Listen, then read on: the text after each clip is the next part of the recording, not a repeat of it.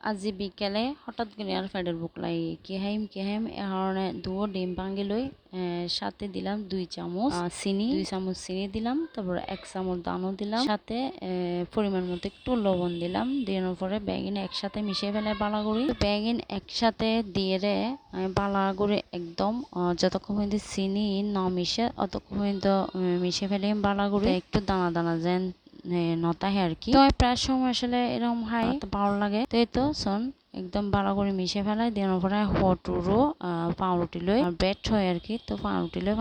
ভালো করে সাইড একটু হাড়ে ফেলিম কারণ ইন দিলে একটু মজা তো এত বেশি মজা লাগে একটু করে ফোড়া হইলে আর বেশি মজা লাগে তারপর তো যেহেতু আমার মাইয়ালো হাইতুনো এখন আমি ফালাই দিই তো সব সময় আসলে নিজের পছন্দ নয় কিছু কিছু মাইয়ালোর পছন্দ হয় তারপরে তো স্লাইস করে লই 3 করি সরি তো একটু করে ঘি দিয়ে রে গুজুম আগে দিয়ে রে বেশি মজা একটু ঘি একটু তেল সাথে মিশিয়ে রাই দিয়েছন তো অবশ্য অল্প আছে দিয়ে ফুরবো নাইলে ফুরি যাইব আর যেহেতু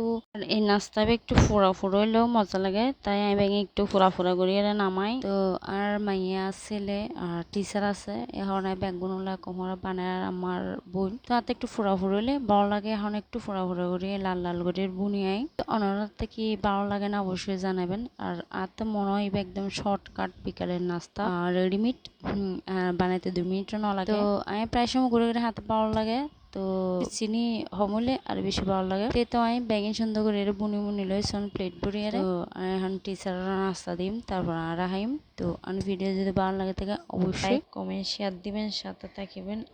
আর নাস্তা কিরকমই অবশ্যই কমেন্টে জানাবেন তো ওনারা হয়তো ঘুমোতুরি নাস্তা বানাইতে মনে হয় আর মতো শর্টকাট ভাবে এভাবে নাস্তা বানাই রেডি করে রাখবেন তো